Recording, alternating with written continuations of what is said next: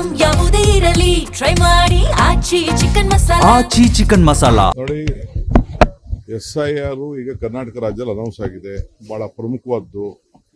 ಪ್ರತಿಯೊಬ್ಬರು ಕೂಡ ಅರ್ಜಿಯನ್ನ ಸಲ್ಲಿಸಬೇಕಾಗ್ತದೆ, ಇಲ್ಲ ತನ್ನ ವೋಟನ್ನು ಕಳ್ಕೊಳ್ತಾರೆ. ಇದು ಬೇರೆ ರಾಜ್ಯದಲ್ಲೆಲ್ಲ ನಾವು ನೋಡಿದ್ದೀವಿ. ಇದು ನಮ್ಮ ಬಡವರು ಮತದಾರರ ಹಕ್ಕನ್ನು ತೆಗಿಲಿಕ್ಕೆ ಒಂದು ದೊಡ್ಡ ಸಂಚು ನಡೀತಾ ಇದೆ. ನಾವು ಬಹಳ ಹುಷಾರಾಗಿರಬೇಕು. ನಾನು ಎಲ್ಲ ನಮ್ಮ ಕಾರ್ಯಕರ್ತರಿಗೆ ಹೇಳ್ತಾ ಇರೋದಷ್ಟೇ, ಯಾವುದೇ ಪಾರ್ಟಿಯವರಾಗಿರಲಿ ಅವ್ರ ಮತದಾನದ ಹಕ್ಕು ಇರಬೇಕು. ಅದರಲ್ಲಿ ನಮ್ದೇನು ಅಭ್ಯಂತರ ಏನಿಲ್ಲ.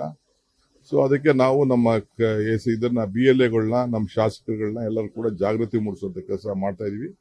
ಅದಕ್ಕೆ ಅವ್ರಿಗೆಲ್ಲ ಕರೀತಾ ಇದೀವಿ. ಯಾಕೆಂದ್ರೆ ನೋಟಿಫಿಕೇಶನ್ ಎಲ್ಲ ಬಂದಿದೆ, ಡೇಟ್ ಫಿಕ್ಸ್ ಆಗಿದೆ.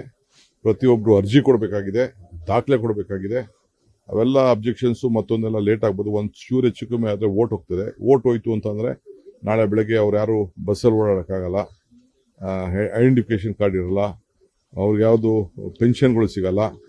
Old age pension, widow pension, Gruhalakshmi, Gruha Jyothi, ಇವೆಲ್ಲ ಏನೇನು ಕಾರ್ಯಕ್ರಮ ಇದೆ ಅದು ಯಾವುದು ಸಿಗಲ್ಲ. ಅದಕ್ಕೆ ಜನರಿಗೆ ನಾವು ಜಾಗೃತಿ ಮೂಡಿಸುವಂತ ಕೆಲಸ ನಾವು ಮಾಡಬೇಕಾಗಿದೆ. ಅದಕ್ಕೆ ನಾವು ಮೀಟಿಂಗ್ ಕರೆದಿದ್ದೀವಿ. ಸರ್, ಮುಸ್ಲಿಮರ ಮೇಲಿನ ಕೇಸ್ಗಳನ್ನ ನಿನ್ನೆ ಸಚಿವ ಸಂಪುಟದಲ್ಲಿ ವಾಪಸ್ ತಗೊಂಡಿರೋದು ಸಾಕಷ್ಟು ಚರ್ಚೆಗೆ ತ್ರಾಸಾಗಿದೆ. ಏನಿಲ್ಲ, ಇದು ರಾಜಕೀಯವಾಗಿ ಅವ್ರ ಮೇಲೆಲ್ಲ ಕೇಸ್ ಹಾಕಿದ್ರು. ರೈತರ ಮೇಲೆ ತಗೊಂಡಿದ್ದೀವಿ, ಕನ್ನಡ ಚಳುವಳಿಗಾರರ ಮೇಲೆ ತಗೊಂಡಿದ್ದೀವಿ, ಅವರೆಲ್ಲ ಹೋರಾಟ ಮಾಡಿದವ್ರ ಮೇಲೆ ತೆಗೆದುಕೊಂಡಿದ್ದೀವಿ. ತಪ್ಪೇನಿಲ್ಲ.